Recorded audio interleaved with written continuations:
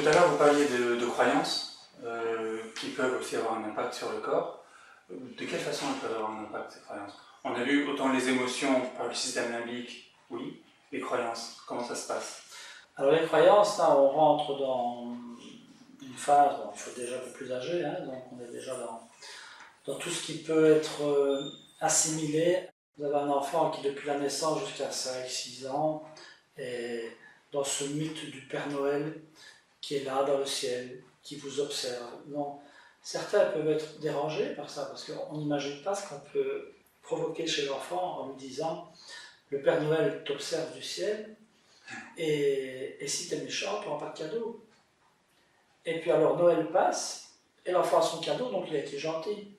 Et des parents disent parfois, parce qu'ils n'ont pas assez d'autorité sur l'enfant, donc ils se servent du Père Noël, c'est un peu le Père Noël devient un peu leur père fouettard. Oui, c'est ça, oui. Et on entend des parents dire à leurs enfants, si t'es méchant, le Père Noël va venir reprendre tes cadeaux. Hein. C'est un personnage qui vient par la cheminée, donc parfois les enfants attendent même la nuit, ils se réveillent pour aller voir, ils ne voient rien. Et puis à 6 ans, 7 ans, parfois c'est les copains qui annoncent que le Père Noël n'existe pas parce qu'ils ont dit les parents, que les parents l'ont dit. Donc l'enfant rentre et c'est la trahison.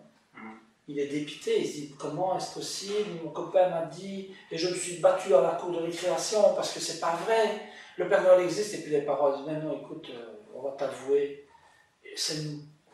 Ah. Et l'enfant pendant 6 ans il a cru que le Père Noël existait, puis d'un coup il voit le mensonge, la trahison, la perte de confiance qui peut s'installer inconsciemment à travers cette croyance qui tombe. Alors ça commence comme ça, et puis on peut croire aussi, la jeune fille peut croire qu'elle va retrouver un prince charmant, qu'elle va se marier avec, c'est dans les croyances, hein, la fille, l'adolescente qui se projette déjà en mariage avec l'homme parfait, avec les enfants parfaits, etc. Hein, comme on voit dans les contes de Perrault, et ils se marièrent et eurent beaucoup d'enfants et vécurent heureux. Voilà. Bon, il faut savoir qu'à l'époque de Perrault, on vivait jusqu'à 40 ans, hein, on mourait à 40 ans, donc on avait le temps de se marier, d'avoir des enfants et d'être heureux. Maintenant, on vit jusqu'à 70, 80, 90. Ça veut dire qu'on a le temps de se divorcer 2-3 fois, de recomposer les familles, d'aller au tribunal, de payer une pension alimentaire, une deuxième, une troisième. Donc, les croyances, elles ont leurs limites quelque part. Et je pense qu'on vit toujours dans des croyances, on est toujours dans une croyance que la vie va s'améliorer. Parfois, il y a des gens qui sont toujours en train de projeter ces croyances-là. Ça va aller mieux, ça ira mieux demain. Et donc du coup, comment ces croyances peuvent avoir un impact sur notre corps? Alors les croyances, la zone de la croyance, c'est le coccyx. Donc quand les gens sont dans des croyances, quelles qu'elles soient, toutes les croyances, même les croyances, en fait c'est des fausses croyances. Hein. La croyance, par définition... Oui, je m'imagine qu'il y a quelque chose, alors en fait c'est pas vrai. En fait il n'y a rien. Ça peut être mon père et mon père. Et puis on peut apprendre que le père n'est pas le père. Hein. Ça peut être je suis persuadé que mes parents ne m'aiment pas. Voilà. Ça c'est une croyance. Elle est consciente celle-là par contre. Elle est très consciente, oui, hein, en plus. Hein. Donc très alimentée aussi. Oui. De tension, de stress, voilà. Mes parents ne m'aiment pas. J'y crois.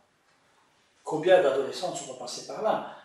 Et la croyance parfois que les parents ne nous aiment pas, elle peut se fonder, elle peut vraiment s'élaborer, se construire de façon très solide et mettre l'individu dans un état vraiment d'instabilité. Alors, on parlait du chakra racine, hein, qui est vraiment au niveau du périnée, donc c'est le chakra de l'enracinement, c'est le plexus qui est là aussi. Donc c'est toute cette zone qui est en relation avec l'enracinement.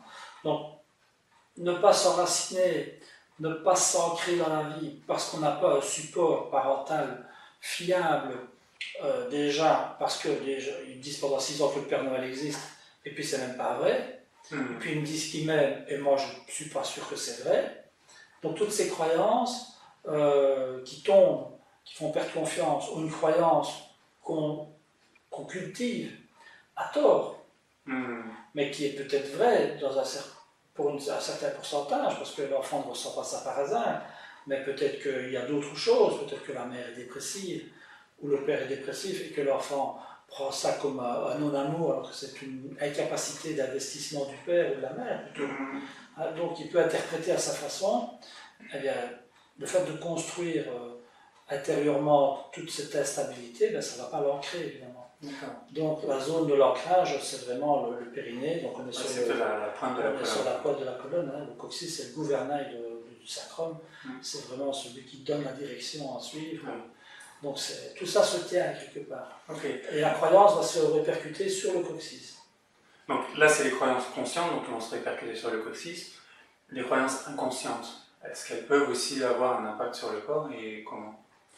Ben, je pense que les inconscientes vont encore avoir plus d'impact que les conscientes, puisque les conscientes, on va pouvoir les gérer ou pas les gérer. Les inconscientes, par définition, on ne peut pas les gérer puisqu'elles sont là, elles sont imprimées.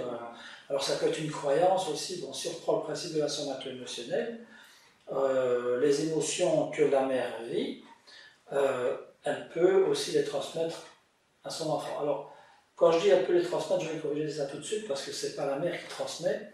On ne va pas culpabiliser toutes les mamans, c'est le bébé qui capte. Oui, c'est ça. Alors, autant une femme qui est attaquée dans la rue alors qu'elle est enceinte, matraquée, bastonnée, vraiment de façon honteuse, ça existe, ça se passe encore, violée, parfois même si elles sont enceintes, qui sont dans des situations très scabreuses, difficultés financières, etc., qui tombent dans les escaliers, en plus chutent, peur de perdre son bébé, vont peut-être donner naissance à des enfants beaucoup plus sereins qu'une femme enceinte qui vient de rater une marche, glisser sur le trottoir, manquer de tomber, qui se rattrape, et qui commence à imaginer « Ah, si jamais j'étais tombé, j'aurais pu tuer mon bébé, etc. » Et là, elle engendre quelque chose de bien plus nocif que si elle a vécu. Maintenant, ça ne veut pas dire que la femme enceinte qui est agressée n'aura rien à induire. Mais ça ne va pas dépendre de ce qu'elle induit, ça va dépendre de ce que le bébé va capter. Et parfois, il va capter beaucoup plus dans ce qu'elle va ressentir, d'endogène, qu'elle va imaginer, qu'elle va penser, qu'elle va projeter, avec toutes les réactions physiques qu'elle peut avoir par rapport à son mental, que sur un accident physique tout simple, qui est réellement arrivé, mais qui n'a peut-être pas, où l'enfant n'a rien pris. C'est pas la femme, c'est pas la maman qui transmet, mais c'est le bébé dans son ventre qui va capter à travers ses cinq sens et qui va alimenter son système limbique. Donc, elle peut aussi être dans une croyance, croire que, par exemple, à la maison, elle doit déménager avec son mari parce qu'elle est enceinte, ils font construire, ils vont vivre chez les beaux-parents. Elle peut croire que sa belle-mère ne l'aime pas, ce qui n'est peut-être pas faux, mais peut-être pas à ce point-là. Ou elle peut, à partir de la croyance que sa belle-mère ne l'aime pas, se mettre elle-même en situation de stress permanent. Ce qui fait que ça va passer chez le bébé, de façon très inconsciente. D'accord. Et le bébé, ça va passer chez le bébé va le percevoir. Voilà, et lui va naître avec ça, dans son sac à dos émotionnel. Mais il ne va pas en être conscient, il ne sait même pas que ça existe. Il ne sait même pas que sa maman a mal vécu la période de transfert. Donc cette période de transition est parfois très mal vécue par la mère, mais l'enfant in utero, le fœtus, va capter tout ça. Mais ce sont des sensations. Ce sont des sensations, ce ne sont pas des sentiments. Oui, donc ça veut dire que l'enfant, lui, il ne va pas capter la croyance en elle-même, il va plutôt capter du fait que la mère ait une croyance, ça va engendrer des sensations et des sentiments chez la mère qui vont se transmettre en termes de sensations chez l'enfant. Chez l'enfant. Donc en fait, l'enfant va capter les sensations induites par les croyances de la mère. C'est ça. C'est ça. Et il va garder ça dans son corps, imprimé, sur des zones bien précises, qui ne demanderont qu'à exploser au moindre événement, même banal. Donc si ça se trouve, l'enfant va tomber 3 fois sur son coccyx. On va se dire, pourquoi est-ce qu'il tourne tout le temps? C'est incroyable, tu exagères, tu le fais exprès, c'est pas possible. Ou quelqu'un lui donne un coup de pied, ce sera juste là.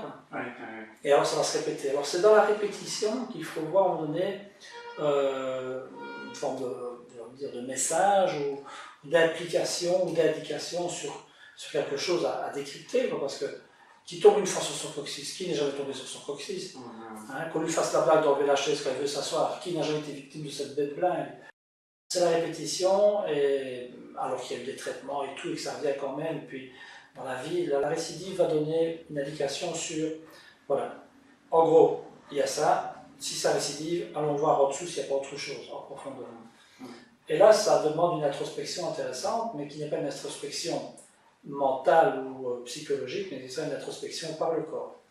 Alors la transgénéalogie s'intéresse beaucoup à ces phénomènes justement de répétition et de choc qui sont transmis finalement, parce que lui, son coccyx, à la rigueur, à la base, sa croyance ne lui appartient pas, mais c'est quelque chose qui appartient à d'autres générations. Et en somato émotionnel, en zoologie bien, c'est de voir ce lien par l'utérus interposé, où la maman qui vit des sentiments transmet des sensations à son bébé, qui lui va capter ou pas, hein, il va capter ce qu'il veut. Et puis ce bébé un jour devient maman, et puis transmet à son bébé, qui devient maman, qui transmet à son bébé. Et à un moment donné, à travers le corps, à travers l'utérus, à travers cette matrice, eh bien, on a finalement un choc émotionnel, un impact dans le tissu, dans le corps, qui se transmet de génération en génération. Et c'est comme ça qu'un jour l'arrière-petite-fille retrouve les mêmes nœuds que l'arrière-grand-mère, avec parfois en transgénéalogie, c'est encore plus puissant. Parfois il y a des histoires où l'arrière-petite-fille qui s'appelle Catherine, et l'arrière-grand-mère s'appelait Catherine, elle habitait 38 rue du Moulin, et la petite fille dégote comme ça un appartement, 38 rue du Moulin, c'est l'appartement de sa grand-mère, elle vit les mêmes maladies, les mêmes symptômes, les mêmes stress. Donc c'est parfois très consternant et très interpellant. Hein. Le livre Aïe mes aïeux, on parle très très bien. J'ai plus le nom de l'auteur en... Un ancien Susan Berger. Voilà.